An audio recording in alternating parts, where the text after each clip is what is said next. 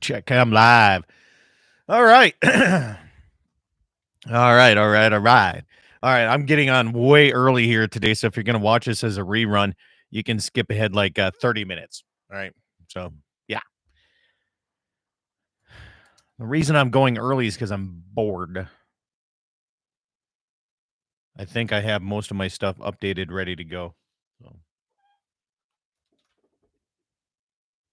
That's charging. That's ready to go. Mr. Bulgy, how the hell you been?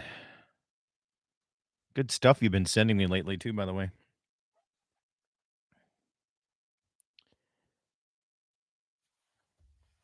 So much for having to get LRP, huh? Who would have known?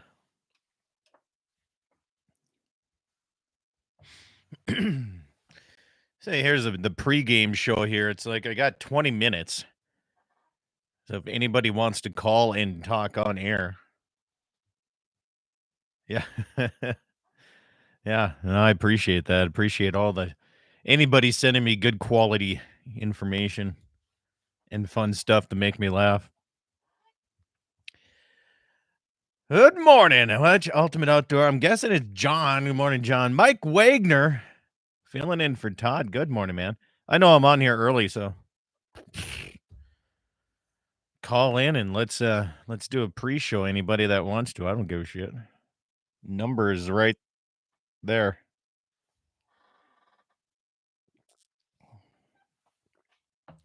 So I'm headed to Boston today. After the show,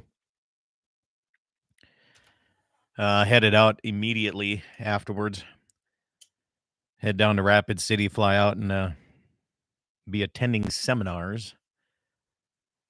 As a matter of fact, I was gonna. Maybe Scott Bulgy knows this one. Or the Peer radio station here. Who's your rural telecom? South Dakota rural broadband.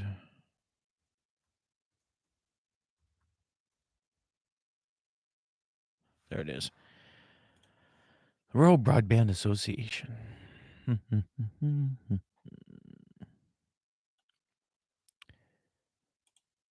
I like how a lot of places are still you don't know that one? Okay, that's all right, man.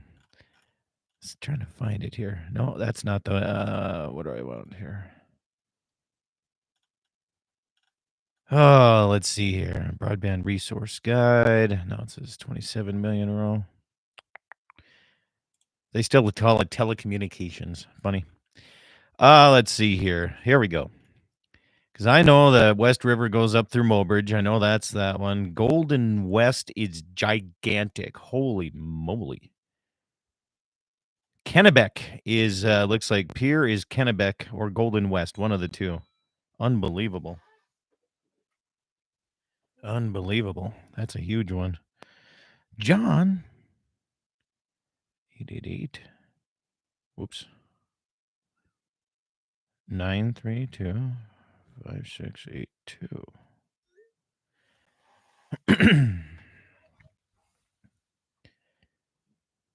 No, I take that back. Is that Pier?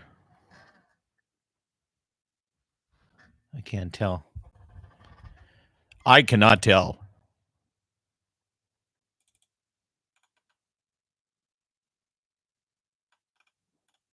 Have to be Kennebec or Golden West, I think.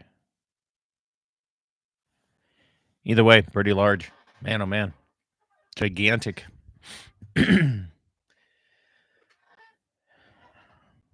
Golden West has a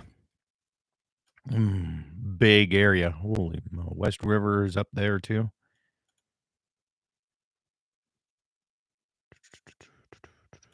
Man, oh man. That's crazy. Anyway, we'll be meeting up with those guys in Boston here this weekend. Here, the North and South Dakota guys get together. May partake in a arm wrestling competition or two. So there you go.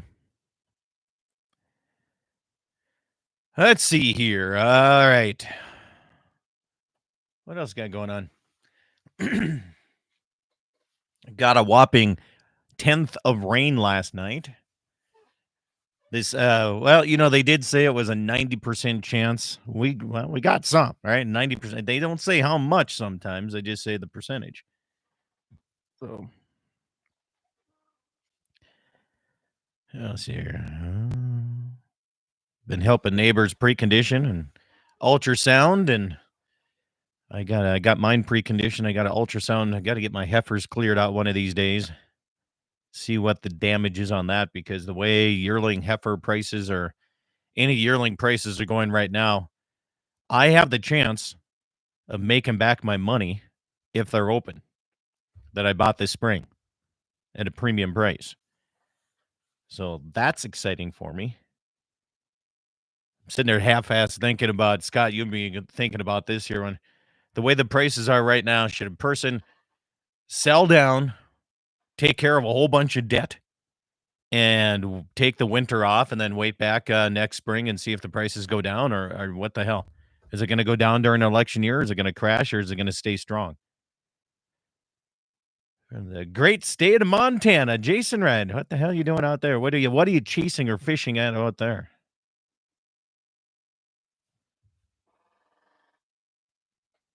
Haven't heard from Jason in a long time, man. Good question. I was thinking about that the other day. I was like, you know what? The way the prices are right now, and just I just don't have my calving barn set up yet. Nothing's really going as planned like it was. Pay down on a whole bunch of stuff and sit there and go, okay, so the bank looks at you and says, all right, so you paid off a good majority of your loans. You have a lot of equity built up. So let's we'll let you borrow and buy a more top quality coming back. I don't know. Not enough signal. That's all right, John. Cam Crook, South Dakota area. Good enough. Say hi to the Odell family down there for me as well. Is that where Jason, are you down in Montana area too? Because he's technically Cam Crook, South Dakota, buddy. Is buying the yearlings and open effort. You're not an idiot. I'll tell you this right now. What are you giving for him? Because I'll sell you mine right off of the ranch and not even take him into the sale barn for you. Bowman had their big yearling special on Tuesday this past week. New owners of the Bowman Lives, they switched instead of Bowman Auction is Bowman Livestock now. And geez, I thought it was a good sale. I really did. I mean, you can look at Bowman Livestock on Facebook and check it out. You guys are both down there, okay? But anyway, holy moly! So let me know, Scott, if you're going to come up and buy any in this area. I will entertain the idea as well. Okay, on my opens. Unless you want to buy my calves too, but I think I already have them consigned. I think I already told Bowman Livestock they gave me a chance to auction. Of all things, they had me come in and auction sheep. Right up my damn alleyway because I know so much about sheep. But anyway, it was fun. It was a great time. I learned a lot about sheep right away. Worked out really, really well. So figured if they give me a little chance auctioning there, I will give them a chance to sell my calves. Talk to the person that handles the checkbook. I thought that was you, man. Thought it was you. Hopefully, I don't have a whole bunch of open heifers. Okay, I'm hoping none. But if I do, I had a lot of bull issues this year. I don't know if anybody else had this issue or not. Man, I had issues with my bulls. I'm guessing it was because of the flies. And no matter what, I put the garlic out. I sprayed them. I poured them. I went out with my ATV and caked them around there and sprayed them with a nozzle. It didn't work. So I don't know what's going on. I'm kind of scared to see what I have for opens this year. I really am. But if you're gonna have opens, I guess this is the year to have them. Scott, ask JP who handles the checkbook. I don't know. I don't know if he'll be honest with me.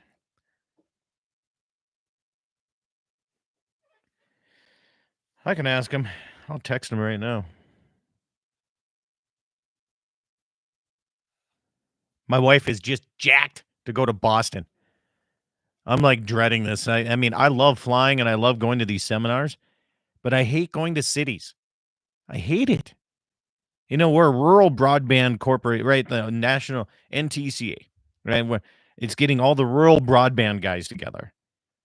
But we always go to a city that has the shittiest broadband that you ever want in the hotel. So I got to try to do my radio shows with the upload speed. Like when I upload things here at home, it takes like a fraction of a second. When I do it at their hotels, it takes like 3 hours per file. It's terrible. Spot and spook antelope. All right. Oh, he will, but getting some open heifers in the dick. Oh, okay. Sometime this month, I'll do that. I'll get my heifers in and take care of that and see how many I have. What was I gonna do? Okay, I'm here.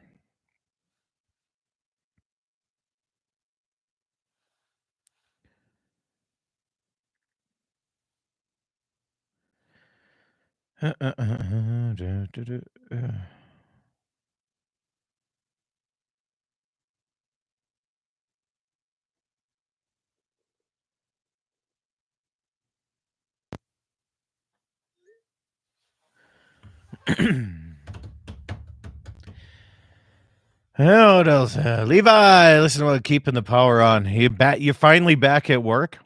Oh, good. John Paulcheski says the mom. Morning, Karen. Good to see you here in the Mobridge side. The mom.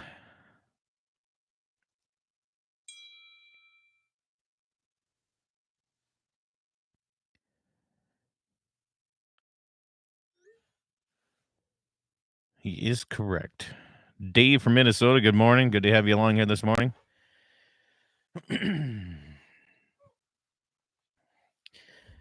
Yeah. You know what I need to do? And she's a tough old bird. Well, as they should be. You know what I should do is I should see if they can find some way, and maybe they already have this. Levi and John, you probably already know this. I don't know.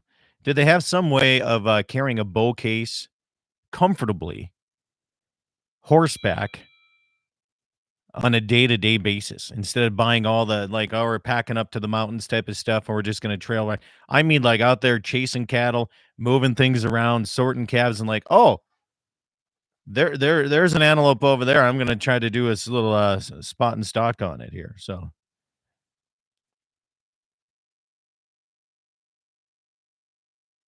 I don't know if they make one or not. Happy birthday, Aze. I don't know your mom's name. I'll say it on the air. Probably wreck it anyway. All right. Should we get Wayne Muth on here? See if he's ready to go. Wayne. Where is he? Wayne Muth. Back in the day, I could remember phone numbers. I remember a couple still. I still remember my where I grew up, my phone number.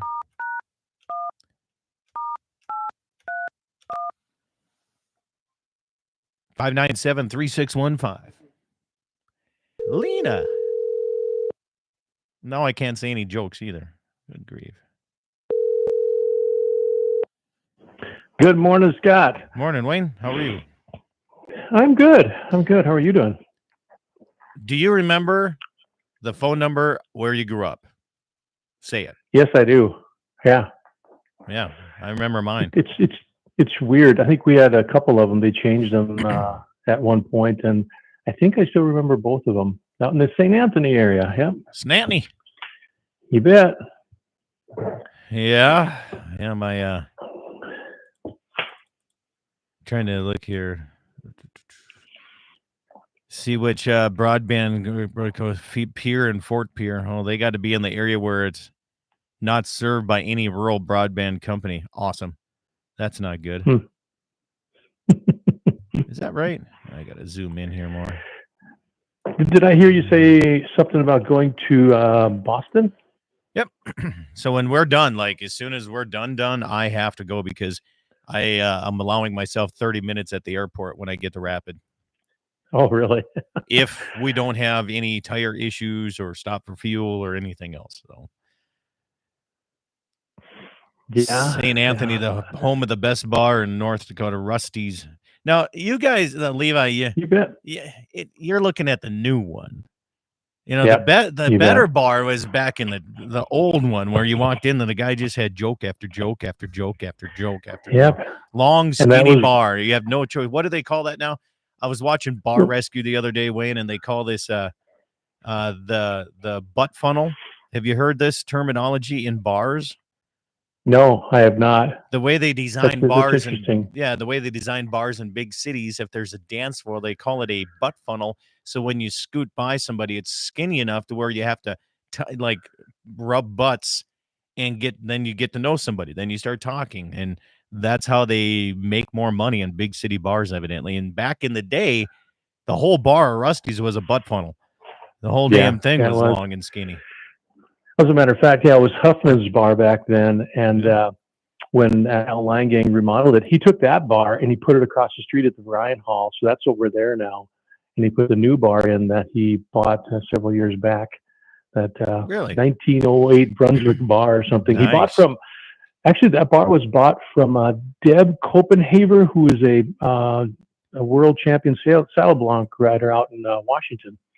So interesting. So Look at little you, history there. history buff of Little St. history there. Anthony. Man, you look at you Yeah, go. yeah, Levi says old Rusty still comes in every now and again. he does. I tell you what, if you want to know the heritage and the background of the ancestry and who settled out there and all that, Rusty's got the stories, man. I tell you, Do he is. you remember a small town be west of there by the name of Fallon? Oh yeah, oh yeah. That's My where parent. my mom grew up. Was outside of that, and she was one of the people. There's an old story going around that they tied a teacher to the flagpole so they could have longer recess, and she was one of them. Oh really? Yeah, but yeah, she grew Yeah, up just outside of in there. Fallon. Okay, Yeah, if the we Freeze family. Freeze. okay. My mother was from Flasher. My dad, of course, from St. Anthony, and they used to go out to events out there in that Flasher Hall out there. Yeah.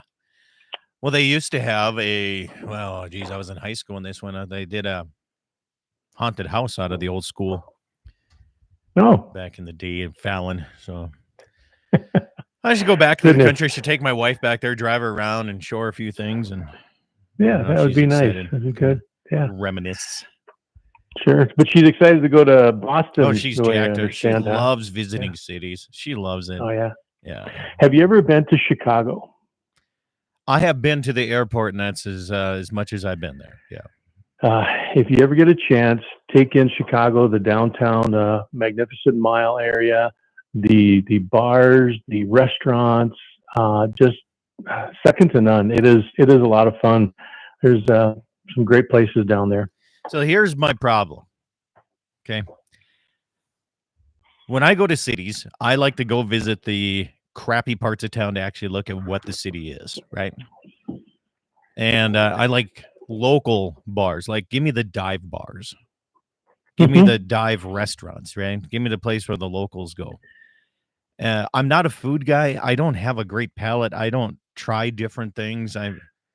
It all tastes kind of the same to me, right? So I'm Oh boring yeah, that way. My wife is such a food nut, she's so good at it, and she can have different flavors and samples and all this. And for me, it's just let's quick eat and go do something else. sure. So I'm not a Yeah, good. I don't know. Like when we there's went some. fishing up in Seward, Alaska. I sought Hmm. out. We walked like quite a ways to get into like where the local fishermen go to the bar. Now that was a good time. Sure. They were old school salty sailor type guys. And that's what I like. But Yeah, there's some places there too. There's the Howl at the Moon. It's a piano bar, amazing entertainment, and just a older place. And then also there is King Solomon's Mines, which is a blues club, and it has two stages, one on each side with a little petition down the middle, and they'll have one blues band or person playing on one side for a while, then they quit, and the other one pops up on the other side. And to get to it, it's like in a residential section. You have to take a cab, and drive in there, and so it's more homey than some of the others, and it's amazing. It's really fun, the culture and the blues clubs and the great high end restaurants and mediocre restaurants, and you'll see the guy on the street that's got his little can out there, and the one guy said, what did he say? His sign said, "I'm a Crown Royal tester." Well, he's the one that you gave some money to because he was honest. Yeah. Yeah, like, I'm going to use this money to buy beer and stuff. Yeah. Yeah. Yeah, I got a story about that in New Orleans and down there. Stations, I'll do a time check here shortly, guys. Eric Serbauza, good morning from the garage in Pier. It's nice to be home for the weekend. I seen your videos of your race car, man. Very nice. Very nice. I drove through Sturgis the other day as the races were going on. I really wanted to stop in, but I had to get back for some things here. Stations, 7 o'clock, straight up, 70000 coming up here shortly. So this mic doesn't sound hollow or anything, Nope, does it? sounds good. All right, station, okay, 7 good. o'clock on Good, mark. Good. Nope, your mic sounds good. Good. Been watching a little bit of Ranch America on the old interweb here. I think. Oh, have you? Yeah, nice, he does a nice job of trying to explain everything. He really does. Yeah. It's good to see that for once. I wonder how well that's going to be received, down there as it grows. Hopefully. Yeah, they're trying to bring out a lot of good stuff and the information that the public needs to know, and it's good. What scares me though is when you show some of this, especially like when he was at Cheyenne Frontier Days. How many people are against rodeo and against this, and they don't care, and I'm sure he's going to be getting the emails and all that pressure. And the bad part is they go to the outdoor channel and they try to cancel, and they don't go to him directly to let him explain. They go straight to the companies and the sponsors and all that, right? But when they pitch this to the networks, normally it takes weeks and such to get it okayed. They pitched it like on a Wednesday, and they said by that following Monday they got the okay to do it. And they got to get okay by the network to do stuff.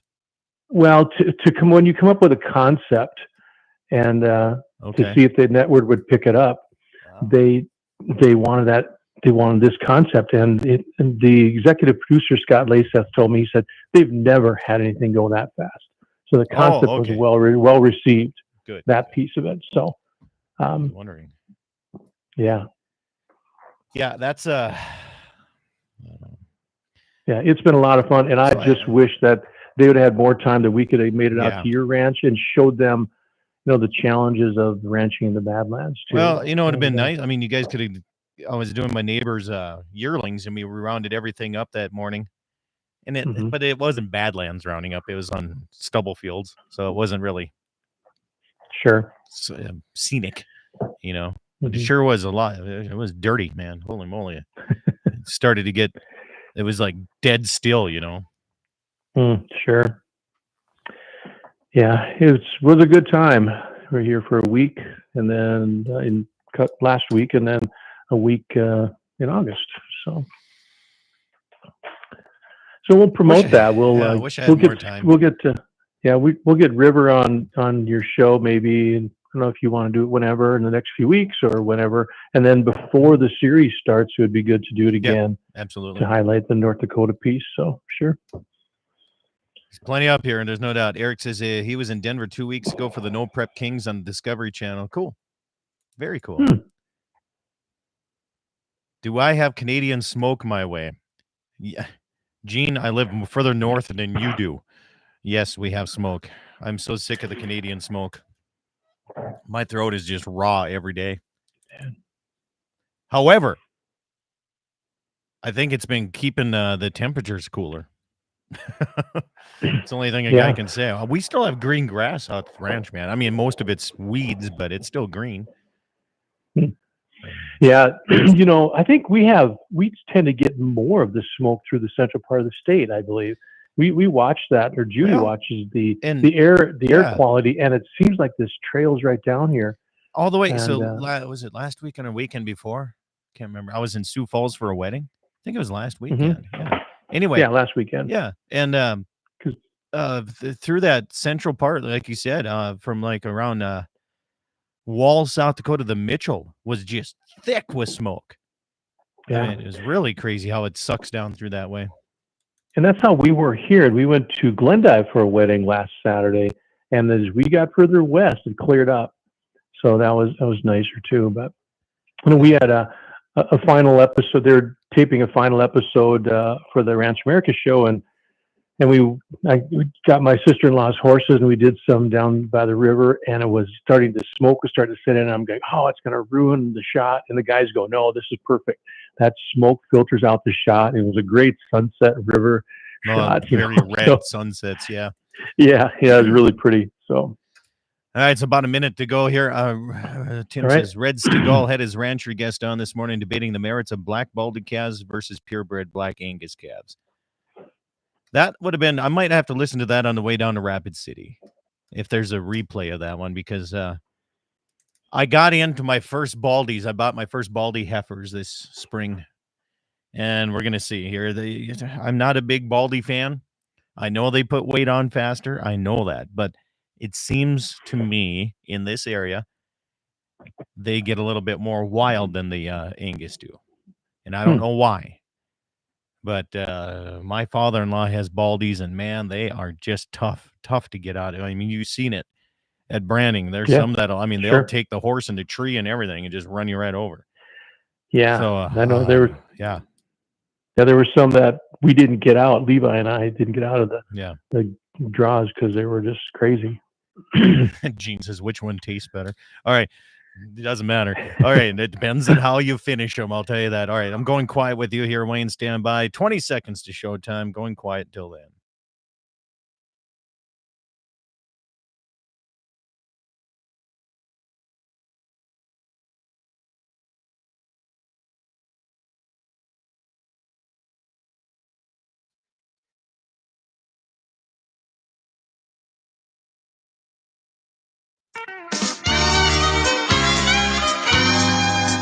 Good morning and welcome to the Saturday edition of Dakota Prairie Outdoors, heard live, and I say local because we're in the Dakota Territory, my friends, here from KGFX out of Pierre in Fort Pierce, South Dakota, to KOLY in Mobridge, South Dakota, K-Fire 550 Bismarck, Mandan, KCJB in the Minot area, and also KLTC in Dickinson, the western edge. I'm Scott Bachmeyer. Good to have you along here. If you're watching this via my YouTube channel, I appreciate that.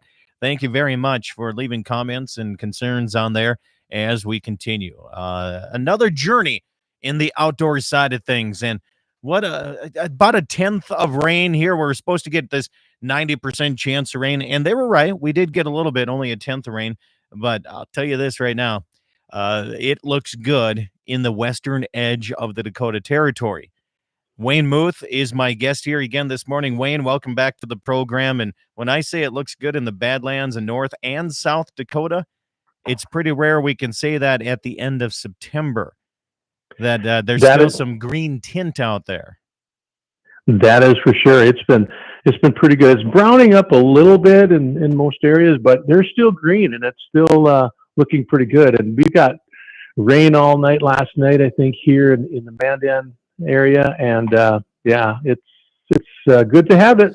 All right, I wanted to have you on the program because you spent the last I don't know if it's a couple weeks or a week with the guys from Ranch America. Now, Ranch America is on the Outdoor Channel. It's a kind of a new concept, a concept I wanted to do for many years, is go around and just talk to people ranching in the agricultural market and the agricultural side of things, and to see how that ties together with hunting. You got a chance, and explain a little bit about what you did and how you got in contact with these guys from Ranch America. Well, on the Outdoor Channel, their first series was this last spring, and or the first season. And Judy and I watched it, and we thought, my goodness, what a great message that they're getting out there. And, I was born on the farm and ranch, and so I understood the concept, but to get it out there and to explain it like they did, I thought was great. So we were talking and we're going, we have so much to offer, and why can't we get those guys to come here to North Dakota? So I started making some phone calls and ended up contacting the executive producer, who was down in Argentina at the time. He also produces the shows Dead Meat and Fishmonger on the Outdoor Channel. So when he got back to the United States, he contacted me, and for the last 5 months, we've been communicating back and forth. I've kind of been the content producing for the show in North Dakota here, setting Okay. up most things that they wanted to see, or I thought they should see, including we went down to Ellingson's Angus Ranch, Schaaf's Angus Ranch. We went to Chad Burgers, and we went to Frelick's Horses, and we went to Hermanson Horse Sale, and it show and 40 Steak and Seafood. Went to Mabel's Mabel's their mobile truck, their food truck, Yep. and the concept is trying to show where your beef comes from, and on a contemporary perspective, through the American rancher and the cowboy and rodeo communities, working horses, and the players within that, and what they do, and the challenges they face, and the successes that they've made. So it has been so interesting. It has been very good. There's a great host, River Class, who's a rancher in Northern California, and he also owns 2 restaurants there in Northern California. And they don't like to admit they're from Northern California or from California, because they automatically get stereotyped, I think. Yeah. And they say, "Well, we're from really West Utah," or something. Well, so here's the thing. I heard about this from even people from Southern California. They're like, the state is too big. They should have been North California and South California, because North California is definitely more ag minded and kind of think the way we think, I think, a little bit more. Right. Yeah. Yeah. So then we've been talking to processors and contractors and cowboys, and they look for anybody that does saddle making to dogs, to cattle dogs. I mean, anything that has to do with the cattle and ranching industry. And it's been really interesting, because the work they go through, they brought in some very professional guys here that from Alabama that do their videotaping. They're the director of videography. They had 2 executive producers here, and a couple of videographers, and the quality of stuff that they bring for equipment, and the quality of imaging and video that they get is second to none. It's really eye-opening for me to see what all goes into this. Yeah. It's kind of nice to see taking on the ranching side of things and the egg. Do they do any hunting sort of things with the show? Since it's on the Outdoor Channel, everybody thinks, well, you got to have hunting, right? Yeah, they do. They'll if there's an opportunity that they can get into some upland game hunting, pheasant hunting, or grouse and such. And it didn't work for us. We didn't have the time to do that. But if it was later in the season where pheasant season was open, we were going to try and hit on that, but never got that opportunity. We were busy going every day. We took them out to the North Dakota Cowboy Hall of Fame, showed them the Badlands and the challenges out there for ranchers that they come across. But I didn't make it down to your ranch, which I wanted to, and it was on my bucket list there for them to see that. So. Yeah, well, maybe next year. Maybe you should invite them during branding time and show them the beginning, like the day before, all the prep work, the day of branding, and then the celebration after we're done branding is what you need to celebrate. They should show the whole works on an old-fashioned type look, and like the beginning to end, like even the food prep that it goes into. A lot of people don't realize how much the food prep is. Certainly. Yeah, we have a local videographer here that we're going to be working with. I'll be taken down to some other events as well, and maybe that's something we have to do, because this show is not going to air until next fall. So we're going to be able to get some B-roll film up until that point, then they'll add it in, and then when it airs next fall.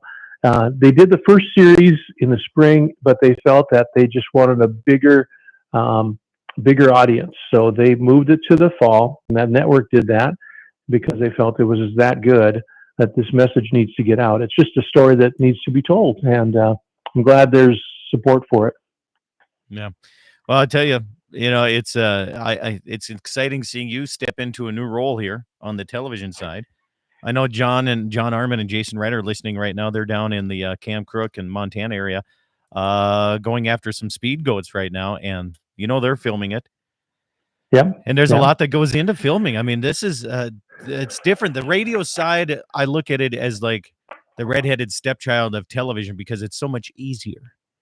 Right? I only got to worry about one side of things. But when it comes to the television side, I mean, there's so many different angles, and the sun's over here, and we got to spot and stock this, and we got to make sure the shot's clear. And are you ready? Are you ready? There's a lot that goes into it. Yeah. So it's kind of nice to see that now that you're getting into it, now you can come down and film down this way. Sure. Yeah, that sounds good. Yeah, and it was amazing because we went out. We got, for example, we went to Rusty's. We did go to Rusty's because they wanted to interview me as to how did they get there, kind of the story I told you. But Yeah. for them to get set up, it took them 45 minutes to an hour just to get set up and moving things. And we did the same thing at the 40 Steak and Seafood because we interviewed them up there, and it was a great and great time up there because we were able to see their dry age process with their beef. They're the only ones to do it in the upper Midwest. And, hold on to that thought, Wayne. Great. We're up against our first break here, so stand by here. We'll have more with Wayne Muth coming up your way right after these messages. Dakota Prairie Outdoors, Saturday edition.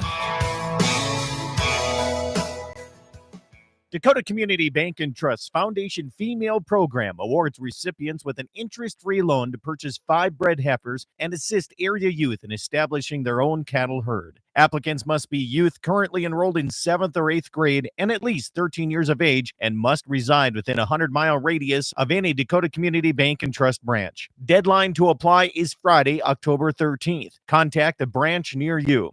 The Foundation Female Program, brought to you by Dakota Community Bank and Trust. Pfeiffer's Auction and Realty invites you to one of their next sales. Coming up on Sunday, September 24th, is the Badlands Ministry Fall Charity Auction in Medora, North Dakota. Monday, September 25th, the Pfeiffer Estate Classic Car Auction in Bismarck. On Thursday, September 28th, the big Western Dakota Equipment Auction out of Bowman, North Dakota, starting at 9 a.m. Mountain Time, running 2 rings outside and inside. For more information and to bid with confidence online, go to Pfeiffers.com today. East Greets West, an annual fundraiser for the North Dakota Cowboy Hall of Fame, scheduled for October 20th at the Valley City, North Dakota Eagles Club. This fun event begins with a social at 5, followed by a delicious dinner, and a very lively auction takes place following the night's keynote speaker, Jeff Gould, telling America's story. Uplifting, touching, and profound, it's a presentation that inspires listeners to consider the sacrifice and blessing of our nation's history. Tickets for this event available at northdakotakowboy.org. East Greets West, October 20th at the Valley City Eagles Club.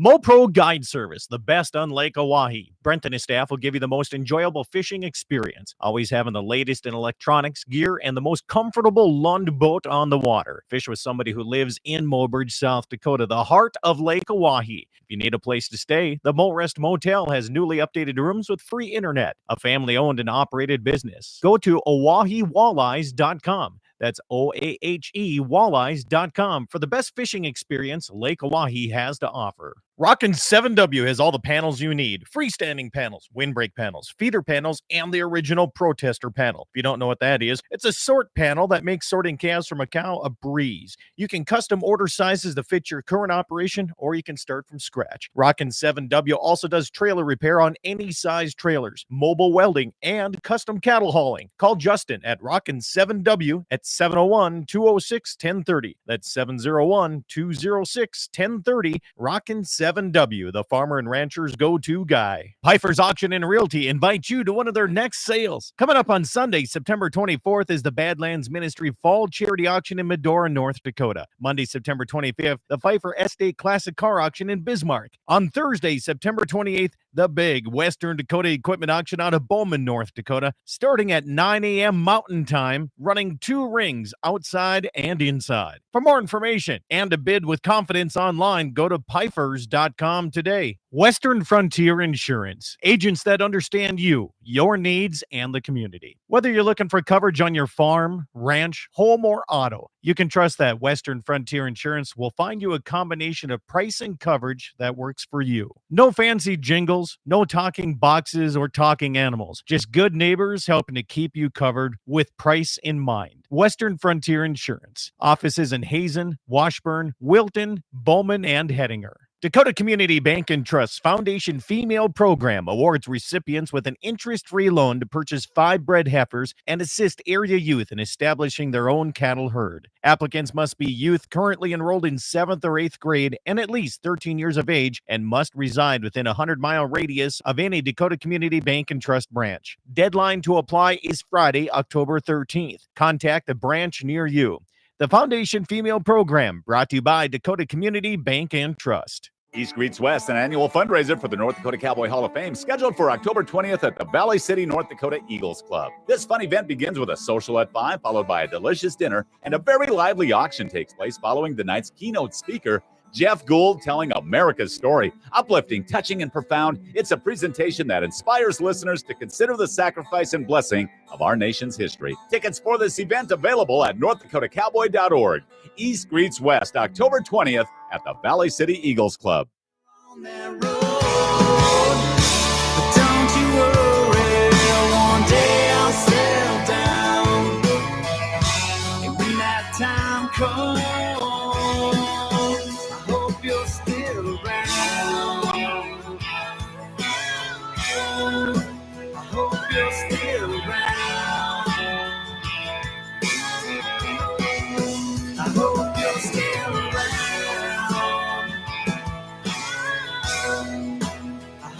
Welcome back, everybody. Dakota Prairie Outdoors continues on a Saturday. Wayne Muth with Pope and Young, official score from Pope and Young. I just got a text message. Why do you have such long breaks on the radio? And I had to text back here, Wayne. I said, well, here's the reason why. There's a 5-minute break, and the reason why is, it's simple. I have sponsors. In order for me to play my show out there, I have to find sponsors, right? And I want my sponsors played, and the station also gets a chance to sell some sponsorships too. So that's how radio works. And it's the old school way of how radio works, and I still like that because it's kind of that barter system. So that's how it works. So I'd like answering those questions. A lot of people don't.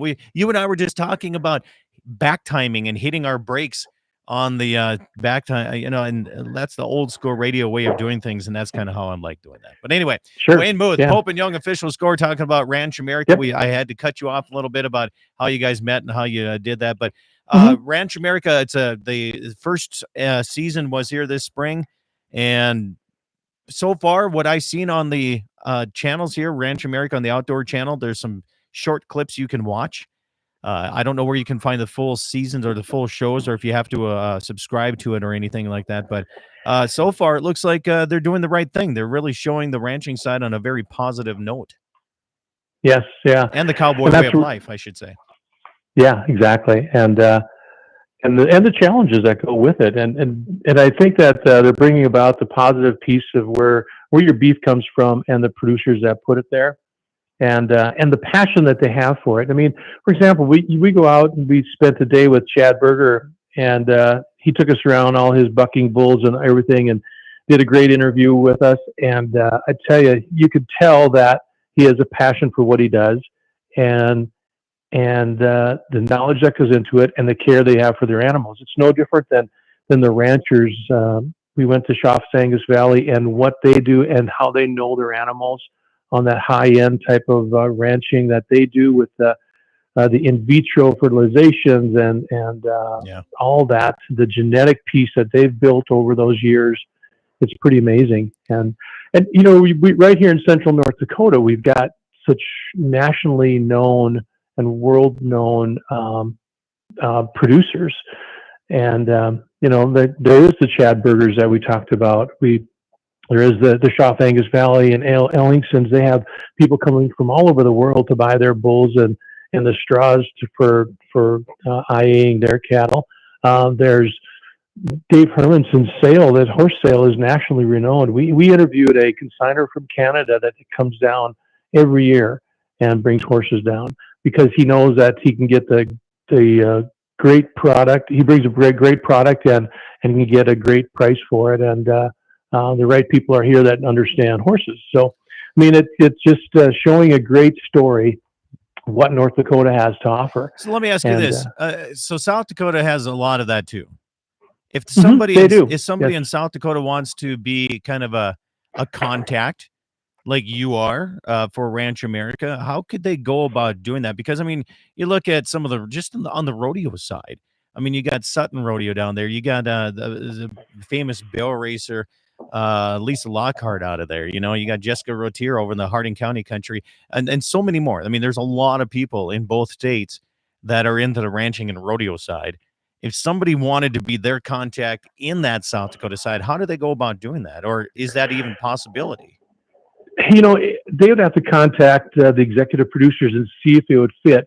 The one thing you have to think about, it's, like if you have a hunting show and you're going and you're down south and you're hunting from a tree stand and you're showing every show is this whitetail buck walking in and you're shooting this whitetail buck. That's the same thing over and over. You've got to get some different things and different interests and maybe some different specialties in there to keep your audience glued to your channel and coming back.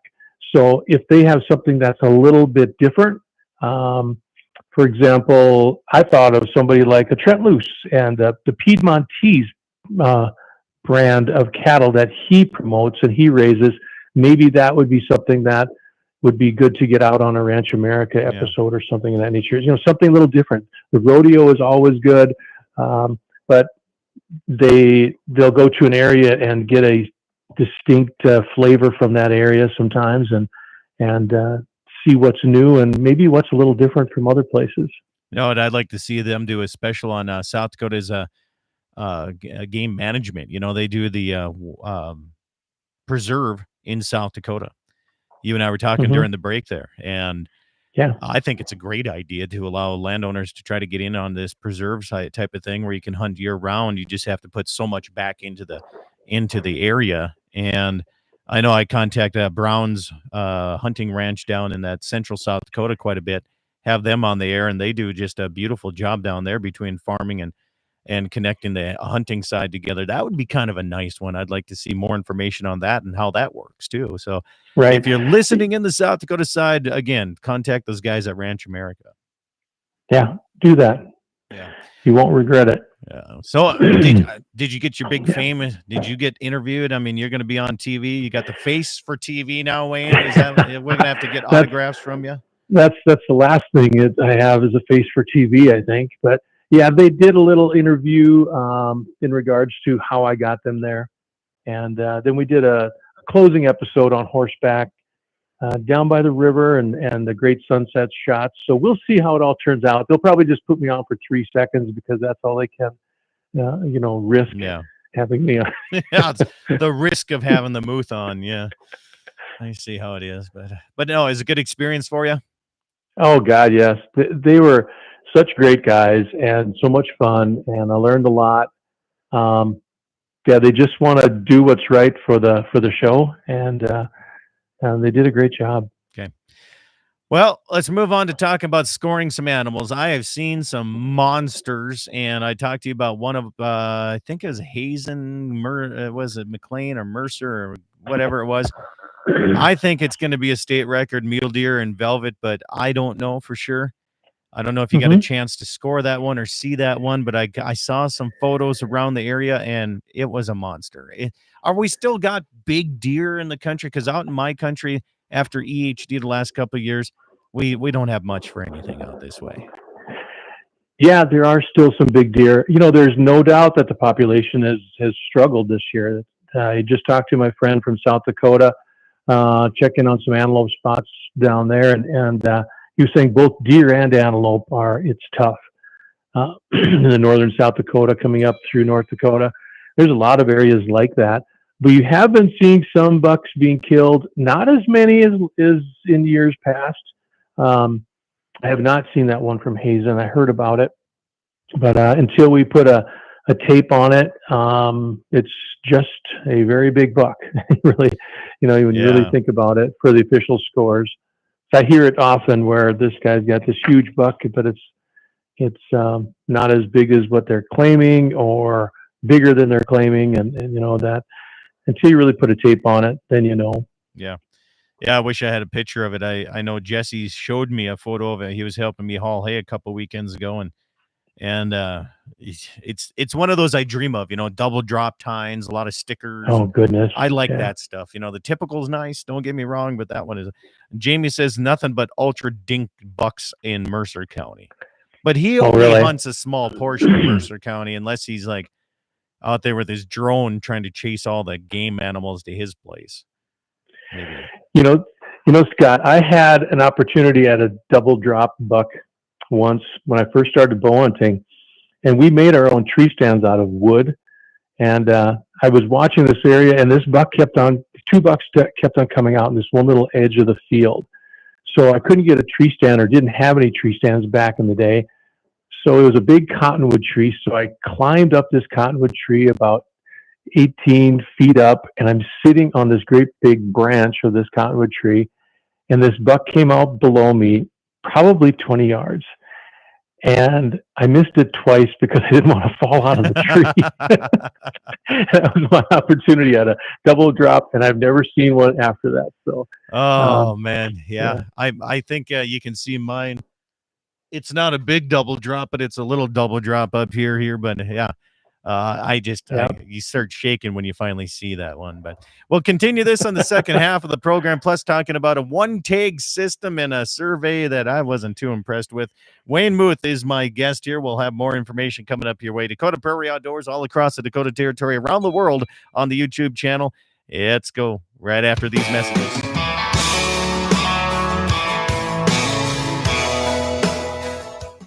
Dakota Community Bank and Trust Foundation Female Program awards recipients with an interest-free loan to purchase 5 bred heifers and assist area youth in establishing their own cattle herd. Applicants must be youth currently enrolled in 7th or 8th grade and at least 13 years of age and must reside within a 100-mile radius of any Dakota Community Bank and Trust branch. Deadline to apply is Friday, October 13th. Contact a branch near you.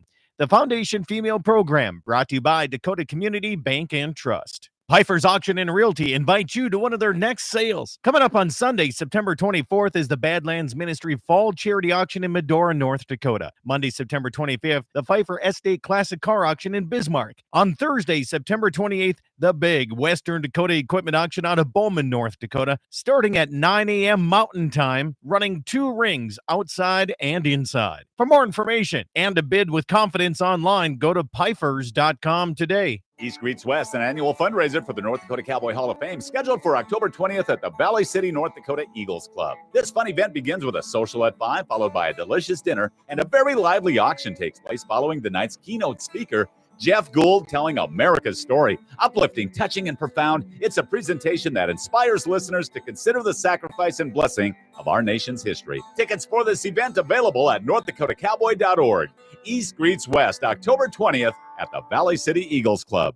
MoPro Guide Service, the best on Lake Oahe. Brent and his staff will give you the most enjoyable fishing experience, always having the latest in electronics, gear, and the most comfortable Lund boat on the water. Fish with somebody who lives in Mobridge, South Dakota, the heart of Lake Oahe. If you need a place to stay, the Mo-Rest Motel has newly updated rooms with free internet, a family-owned and operated business. Go to OaheWalleyes.com. That's OAHE Walleyes.com for the best fishing experience Lake Oahe has to offer. Rockin' 7W has all the panels you need. Freestanding panels, windbreak panels, feeder panels, and the original protester panel. If you don't know what that is, it's a sort panel that makes sorting calves from a cow a breeze. You can custom order sizes to fit your current operation, or you can start from scratch. Rockin' 7W also does trailer repair on any size trailers, mobile welding, and custom cattle hauling. Call Justin at Rockin' 7W at 701-206-1030. That's 701-206-1030. Rockin' 7W, the farmer and rancher's go-to guy. Pfeiffer's Auction and Realty invites you to one of their next sales. Coming up on Sunday, September 24th, is the Badlands Ministry Fall Charity Auction in Medora, North Dakota. Monday, September 25th, the Pfeiffer Estate Classic Car Auction in Bismarck. On Thursday, September 28th, the big Western Dakota Equipment Auction out of Bowman, North Dakota, starting at 9 a.m. Mountain Time, running 2 rings outside and inside. For more information and to bid with confidence online, go to Pfeiffers.com today. Western Frontier Insurance. Agents that understand you, your needs, and the community. Whether you're looking for coverage on your farm, ranch, home, or auto, you can trust that Western Frontier Insurance will find you a combination of price and coverage that works for you. No fancy jingles, no talking boxes or talking animals. Just good neighbors helping to keep you covered with price in mind. Western Frontier Insurance. Offices in Hazen, Washburn, Wilton, Bowman, and Hettinger. Dakota Community Bank and Trust Foundation Female Program awards recipients with an interest-free loan to purchase 5 bred heifers and assist area youth in establishing their own cattle herd. Applicants must be youth currently enrolled in 7th or 8th grade and at least 13 years of age and must reside within a 100-mile radius of any Dakota Community Bank and Trust branch. Deadline to apply is Friday, October 13th. Contact a branch near you. The Foundation Female Program, brought to you by Dakota Community Bank and Trust. East Greets West, an annual fundraiser for the North Dakota Cowboy Hall of Fame, scheduled for October 20th at the Valley City, North Dakota Eagles Club. This fun event begins with a social at 5, followed by a delicious dinner, and a very lively auction takes place following the night's keynote speaker, Jeff Gould, telling America's story. Uplifting, touching, and profound, it's a presentation that inspires listeners to consider the sacrifice and blessing of our nation's history. Tickets for this event available at northdakotakowboy.org. East Greets West, October 20th at the Valley City Eagles Club. On that road, but don't you worry, one day I'll settle down. And when that time comes, I hope you're still around. I hope you're still around. I hope you're still around. Welcome back, everybody. It is Dakota Prairie Outdoors Saturday edition. I'm Scott Bachmeyer. Good to have you along here this morning all across the Dakota Territory. Glad to be with you, nearly 2 decades long and continuing on here. Live, if you want to call in, you sure can. 888-932-5682. That's 888-9-DAKOTA if you want to type it in that way. Wayne Muth from Pope and Young is with me here. And we're just going through some photos here that we've been sending or were sent to us, and I've been sharing it with you, Wayne, here, some monster mule deer. And It is nice to still see these monster mule deer. And I'll tell you people right now, they're not in the Badlands. Okay? Nope. I know what Darren Mund is going to say, but they're all up by Darren's place. Every single one of them. You need to go All of there. them. Just go to Darren's place. You'll find it here. But, I mean, holy cow. It's what dreams are made of sometimes when you want to go archery hunting and find something, even rifle hunting. Would that be nice? Yes, it would.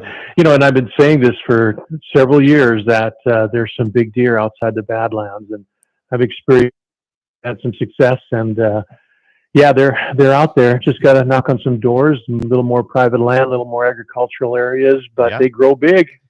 Yeah. Well, you know, you see these pictures of these deer, and they're not in rough country. They're in agricultural cropland is where they're at. Yeah. So yeah, you'll still find some out in the Badlands. There's no doubt. Yeah. But I was out for 5 days early in the season, and you know, I struggled to find deer, but when I found some deer, they were a couple of pretty good ones, and was able to get on them several times. Couldn't connect. Had them at 40 yards a couple times. Had them at around 70 yards, and yeah, the challenge is still there. That's why they call it hunting, I guess, and not shooting. Yeah. Yeah. Well, no doubt about it. So I got a survey in the mail from the Game and Fish Department on the North Dakota side asking about one tag system, how many people we are seeing in the Badlands. And I thought it was a 50-50 survey. I know what they're trying to go for and get information of, but I wish they would let us have more options of the answers. It would seem like it was very, to me, kind of one-sided. It's like I had to answer one way or the other. There was no in between. It was like either I'm for this or against this, and against this or for this. And it didn't seem like it was as fair of a survey as I would like to take. And I know it kind of stems from what you've been working for there for a little bit here with your group of people. Yeah, you know, we all submitted questions, and I had my questions were, you know, that there was, for example, number of residents what are your thoughts on the number of non-resident bull hunters in the Badlands? Mhm. And then there was too few, about right, too many, no preference. And there's several, a page full of, I guess, of the questions that I submitted, and they think they may have taken some of those off there, but then they reword them, and they work with a place out of University of Wyoming that is a statistical department that understands surveys, and that the questions don't sway a person to answer one way or the other. So that's their thought process, is to go that route, and feeling that the survey that they put out was genuine and would not sway people to lean one way. Now, yours was different than mine. I did get one too, because yours was a landowner piece. So I can't say right. And the landowner side, it made one me way or look the like, other. is like, do I want a one-take system? I said no. And then the next question was, well, then you're for this or against this, and I'm like, no, I'm not for that either. Mhm. Or against it. It's almost like it wouldn't let me, and then it wouldn't let me like type in like a long form answer. I had to pick one of their answers.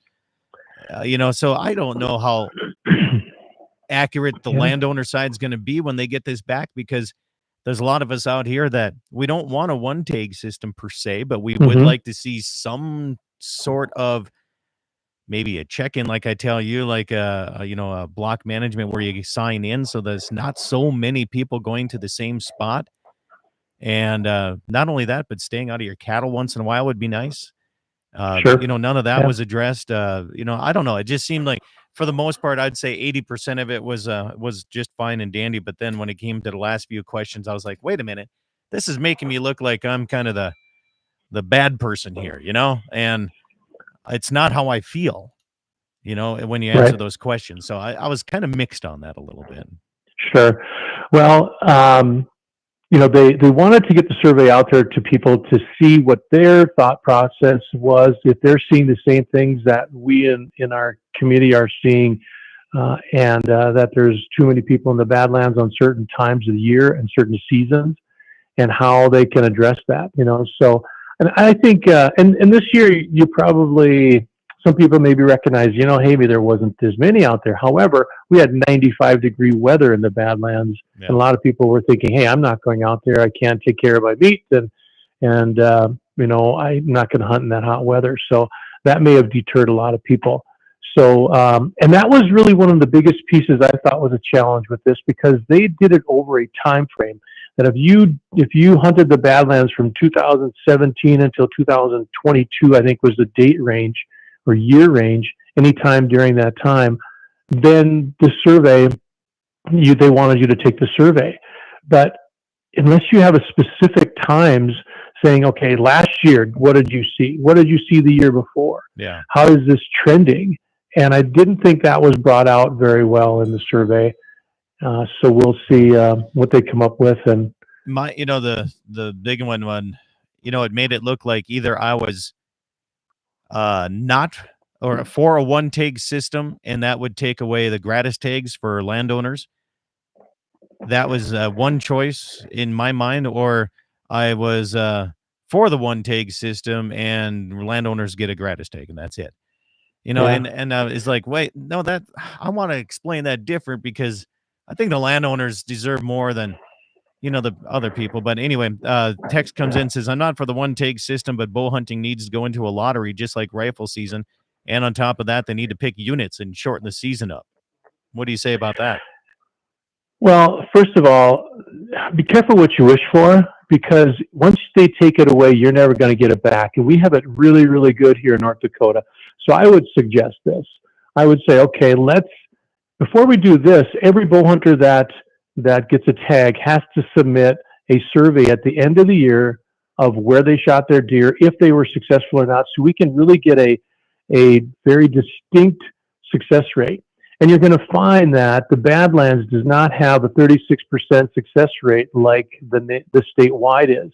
Right. When you look at the eastern part of the state, you're going to have a higher success rate because of baiting, because of just concentrations of deer and such. So I really think that has to be done first. I think if you'd take some low-hanging fruit here and say, okay, let's back off the non-residents for 1 week or 2 weeks and see where that goes. And we're talking bow hunting here, but there's other players out on the landscape, and they're the grouse hunters that you're seeing. They're the elk hunters that you're seeing. So we can take care of this is one part of it. So what do you do with the rest of it? So we can't start cutting our own throats here and taking tags away, shortening seasons, and doing that, and expect to get it back when the populations come back. So I'd really be careful about that. I don't want to see it change for the residents. I could see the change for unitizing the Badlands. If they want to go unitizing the entire state, I wouldn't have an issue with that either. But that'd be a start. Message comes in, says, I've completed surveys through my place of work, and those surveys are honest, and they give a good rating and answers, and they always have space for comments for your answers. This one did not have any space for comments at all on my end. No, maybe no, on it yours didn't. it did or not, but that's what I wish it had, space for comments on that. Yeah, That it didn't have anything for me either. No. Yeah. Levi asks, Wayne, what's your opinion on submitting animals to Pope and Young? I think if you shoot an animal that is a Pope and Young animal, you should recognize that animal, because that's what you're doing. And you also, it is showing that that animal is a mature species of that species. I mean, a mature animal within that species. So it also helps with actually the things we're talking about right now. You look at what Boone and Crockett has done over the years with the entries that they have. The Game and Fish Departments contact them for information and see if there's any fluctuations in what they see on the landscape for numbers or growth over time in certain areas. It actually makes it nice for if you are, for example, if Levi's going to go elk hunting in Montana and he wants to get a unit that has big quality animals, I mean, that's a avenue that he could look at and say, hey, this county produces more big animals than this county. So I want to avoid that county because I don't want the people there, but I see this over here that is a better spot that also produces good animals. So you could use those trends and how they're affected by outside influences, all those types of things. And you know what? Someday when Levi's kids, they're going to see his animal up there, they're going to say, hey, look at that.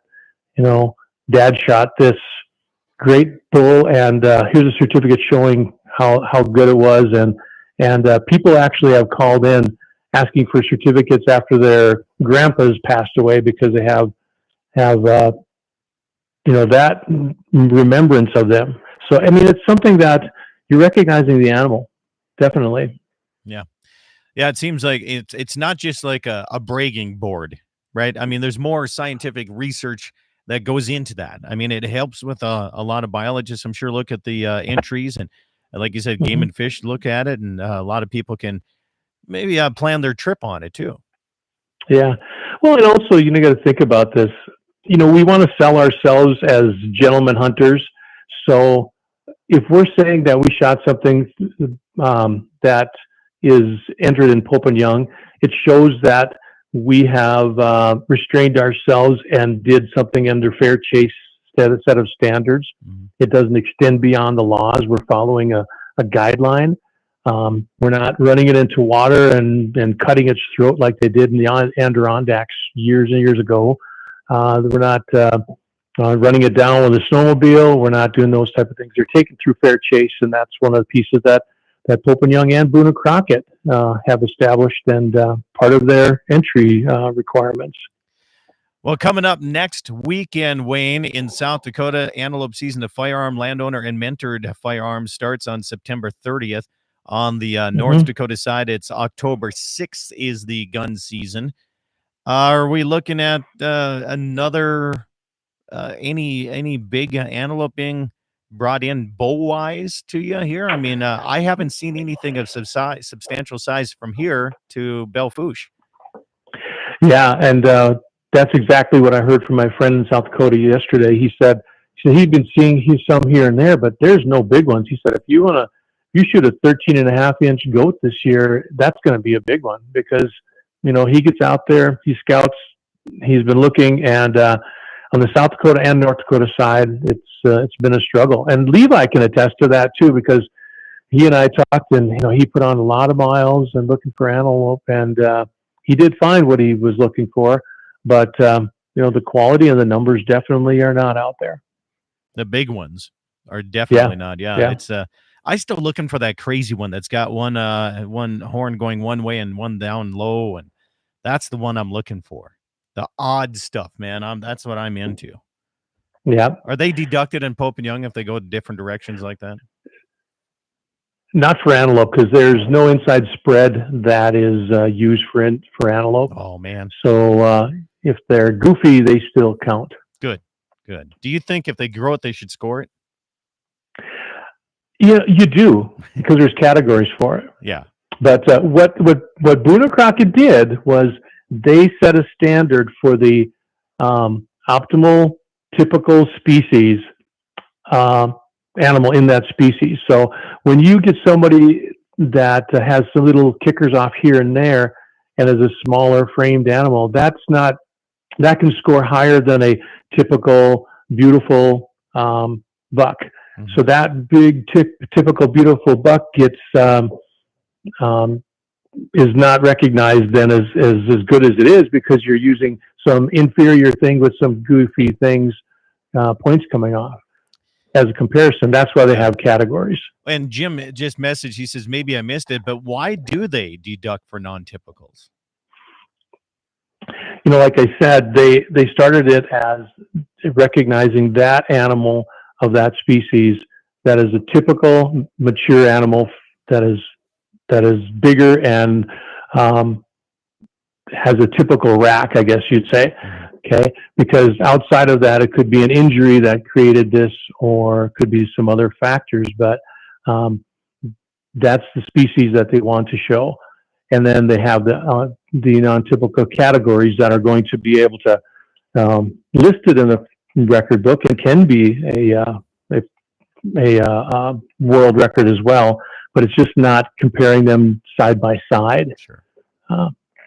So just so you know, Levi says nets are for fishing. If they grow it, we should score it. Yeah, that's what they say. It's based on the most common antler horn configuration for that species. Right. So that's who gets the number. But you score both ways. You can score gross, you can score net, and either way they get put in. If they make a certain number, they get put into the Pope and Young book, right? Yep. And everybody scored the same. You have to think about that. So everybody is the same. So that's why when you talk about somebody that's got a 190-inch mule deer, and it's a typical 190-inch mule deer, that's a massive animal. Now you have somebody that has a 155-inch mule deer and it's got some little points here and there, and those all add up to 190-inch. That's not the same comparison. Right. When you have a mainframe that's much smaller and they have all these non-typical points. But they're, again, like I said, enter them in the category that they're going to fit into, and recognize the animal first. I think that's the most important thing. And is there any classes on scoring animals on the hoof? Is there any so if it's a lot of people always go between the ears, right? I mean, let's talk deer for now. Whitetail, if it's outside of the ears, it's so much. If it's mule deer, it's tip of the ears, it's so much. Is that still kind of the basis a lot of people go by? Yeah, but you have to recognize that the inside spread is what is used for scoring. So an average inside spread of a whitetail deer is 16 inches. The average inside spread of a mule deer in our state here is around 20 inches. So when you look at that, you're looking at the scoreable measurement. They may have cheaters coming off. That gives you the outside spread, which is not part of the score. Right. Just the inside. So keep that in mind when you're looking at that. But I kind of came up with my own system that I use, and I kind of brought it up to you and Jesse before that. In North Dakota, if you see a mature mule deer, start with the number 94, because I determined that all the deer that I've scored in North Dakota, the average beam length, the average width, and the average circumferences come to 94 inches. So, and that's on a 20-inch inside spread base. So if you look at that and you say, okay, here's a buck standing out there, and he's got back forks that are 16 inches high and have a 4-inch point on it. That's 20 inches, and now he's got another 10-inch point in front, and that's another 10. So there's 30 inches of tine on the one side, and if you match it on the other side, take your 60 inches and add it to 94. You have a 154-inch tier. So that's on the hoof. Right. Real quick. Yeah. So real quick, I want to get this text in because it's from a landowner up in northwestern part of North Dakota. It says, I'm for the one-tag system. Right now, I'm able to apply in the Badlands for a rifle, and my second choice is my gratis tag. I personally like Arizona's system where you're allowed 1 buck in a calendar year. You may draw a rifle tag, but if you kill a buck with your over-the-counter bow tag during the January, August, September season, your draw tag. So that's interesting to hear that from a landowner. So I appreciate the text message. Thank you. Yeah. Well, Montana is very similar to that. They have their A tags. If you get an A tag in Montana, you can hunt it with a bow early on. But if you fill it with a bow, you do not get to hunt with a rifle. Sure. But that's your tag for the year, and that may work. Then what happens when the populations get higher? You get more tags, or if people don't want the 2-tag system, just buy your gun tag, or take up bow hunting. Well, then they're always looking at their neighbor who's got 2 tags. So I mean, but anyway, Wayne, I appreciate that. We can go on this, and we will. There's definitely more talk about this. Thanks for coming on the program here on a Saturday. Appreciate your time, and thank you so much. You bet. Thanks, Scott. Right, Wayne Muth, Pope and Young. I'm Scott Bachmeyer. Check it out, DakotaPrairieOutdoors.com. Eat some meat, drink some milk, have yourself a great weekend. All right, stations, thank you so much. Wayne, I hate to eat and run here, but I have to make a plane, man. So thank you so much. Well, you enjoy Chicago or Boston. And have a good time out there. Hopefully that you won't run into any issues and have fun. I'll try to do some radio shows from talking to bums on the street. True outdoorsmen. Yeah. All right, man. That's one way to look at it. Okay. Catch you later. All right. Thanks, Scott. Bye. Yep. Oh, shit. Sorry, YouTube. Talk to you later.